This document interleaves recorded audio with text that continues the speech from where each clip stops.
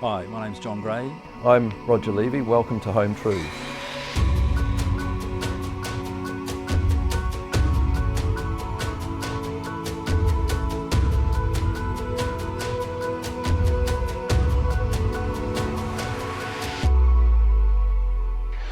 We are determined to get the building and construction sector firing on all cylinders, and that requires bold change. Over the years we've dealt with thousands of defective homes throughout New Zealand and the pain and suffering that's caused. So we're going to pick up on some of the highlights of what Minister Pink has announced in relation to the proposed changes to the Building Act. The government will scrap the current framework known as joint and several liability and replace it with proportionate liability. Under this new model, each party will only be responsible for the share of the work that they actually carried out or the decisions that they signed off. This will remove the fear that slows down the consenting process currently, reduce costs and reduce the risk to ratepayers having to underwrite someone else's mistakes. Roger, what are your thoughts on that in terms of the ability to hold parties accountable? Can we do it now without any change? At the moment, we have a joint and several liability system in place where if you have problems, you can pursue multiple parties, but they have a shared responsibility. And in the building environment, many of those parties are no longer available, they're no longer around, they're dead or departed, they've purposefully set up a company and then built something and then closed that company down. And so, because the councils are involved as the building consent authority in these processes, they ultimately end up being the only, maybe one of the only or one of a few parties that are that remain, and under joint and several liability you can basically pursue that party, and council becomes what they would sort of call the last man standing, and they foot the bill. It is unfair that the ratepayers end up bearing the burden for shonky building work, isn't it? Well, that's the problem.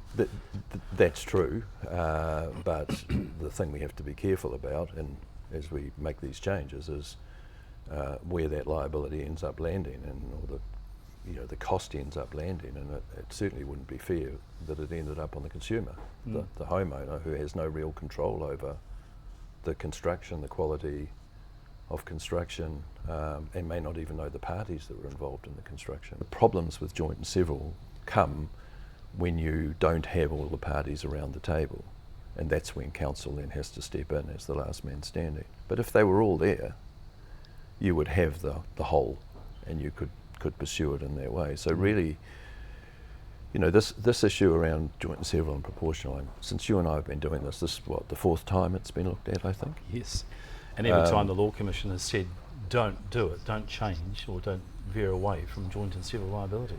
Nothing has changed, right? They provided their advice to the Law Commission in 2013, and it basically, it's a very good document. It explains the pros and cons, and they very much, in the end, concluded that the state maintained the status quo, which was joint and several. That's not changed, and one of the big issues here has always been, no matter what you want to do, there needs to be insurers involved in that process. We'll also be exploring consumer protection measures such as professional indemnity insurance and home warranties, similar to those in Australia. Private home warranty schemes already exist here as well, such as the Certified Builder's Halo Guarantee and the Master Builder's 10-year guarantee. We know all too well from our personal experience of helping owners throughout the country in dealing with Master Build that sadly the Master Build guarantee is really not worth the paper it's written on. Particularly the O'Neill case down in Dunedin, where they had Stonewood Homes, which is a registered master builder down in Dunedin, and it was presided over by the Dunedin City Council.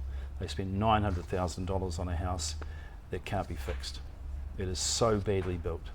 The master build warranty, I understand they eventually did come to the party to a certain extent, and so did Stonewood Homes, but that couple have spent 6 years of their lives fighting that battle and living in an Airbnb with their only child.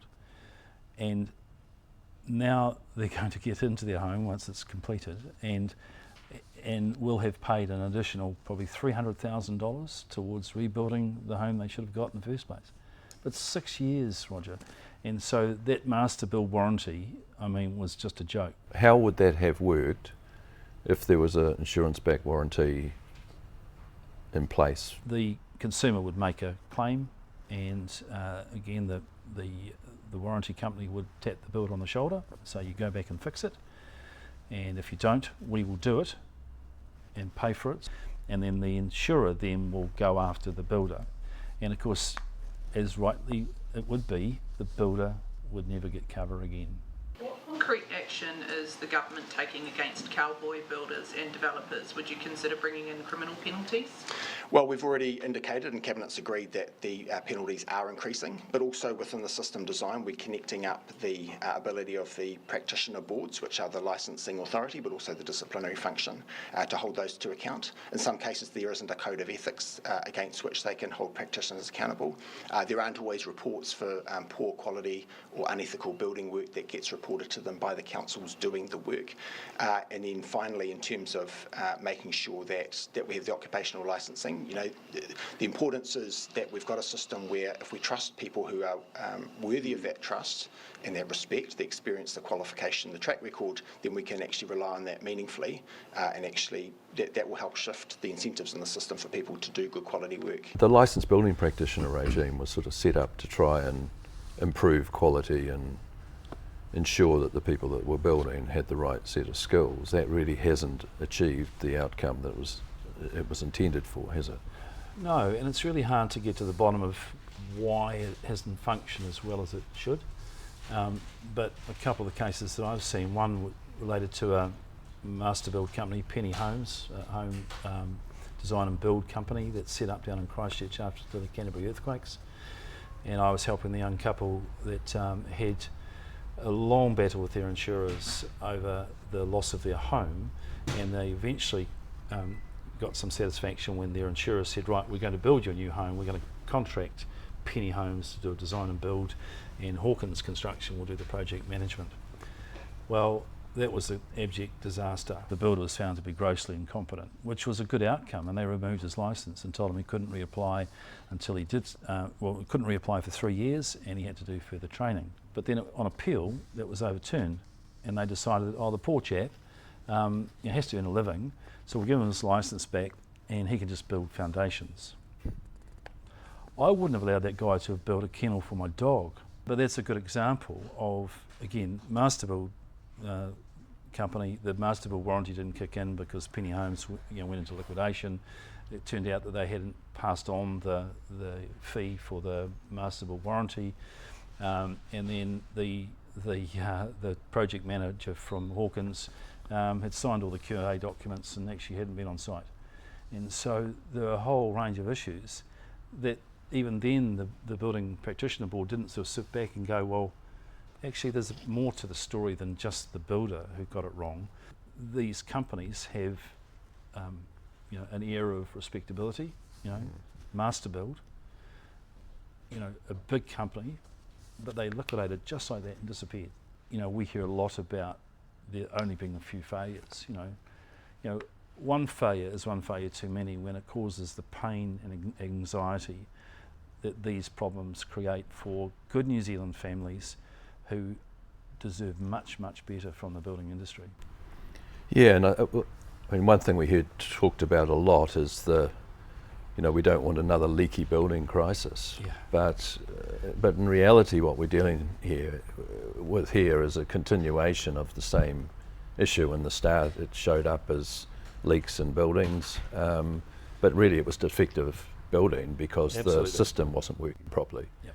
And wasn't protecting consumers, and that's exactly what's happening today. Yes. Nothing has changed in that whole period, really. It comes back to that whole point of quality. There's nothing in Minister Pink's announcements that would give me any confidence that he is focused on improving the quality of builds. This is all about making it quicker and cheaper, but Yes. not better. Yeah. Right. If they build it well and there are no defects, there'll be no issues. The problem from a political sense, I guess, is that to focus on quality and get quality right, there's a cost, Yes. and they don't want that cost to be incurred, and so the things that ensure quality get taken away. Yeah. But it's hard for any of these people to understand the cost of not doing something to protect the consumer. And that's what we see, of Yeah. course.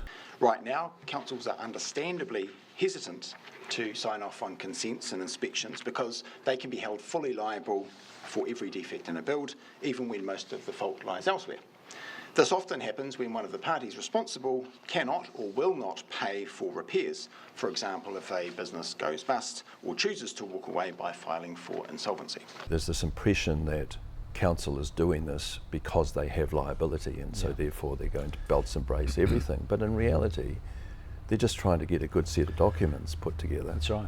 And, To build and off. the really irksome thing is that some of that documentation that is submitted to council for consent is found to be wanting, and then the practitioner will go, woe is me, the damn council wants this, this and this, so I'll have to redo all this, and they charge the consumer for it. You know, so they're charging again for, you know, for repairing or reworking their original Yeah. work that was, you know, not up to standard. Well, it's not a very honest system, No. right? Because you know, on one side, the industry is complaining about how hard it is to get through the system and all the costs that is created, but on the other side, they're charging everybody to put stuff right that they should have got right in the first place.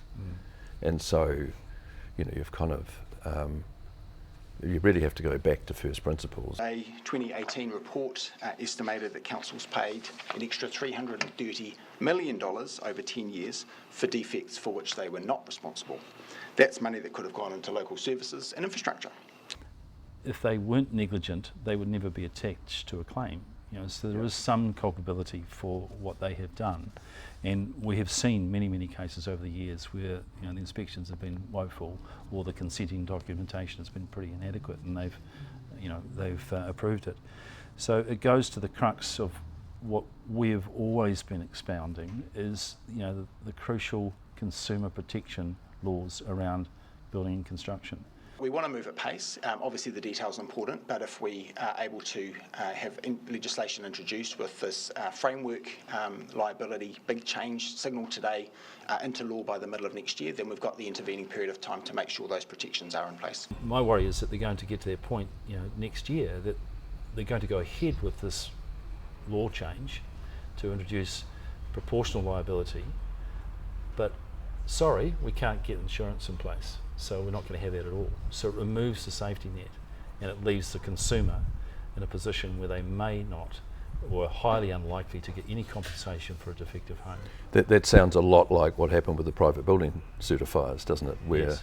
they were introduced and meant to have insurance to deal with issues when they went wrong, and they didn't. Yeah, And exactly. a lot of people were left high and dry. It's insanity to think that we could end up in a situation where that safety net is eroded or removed completely, and New Zealanders deserve better.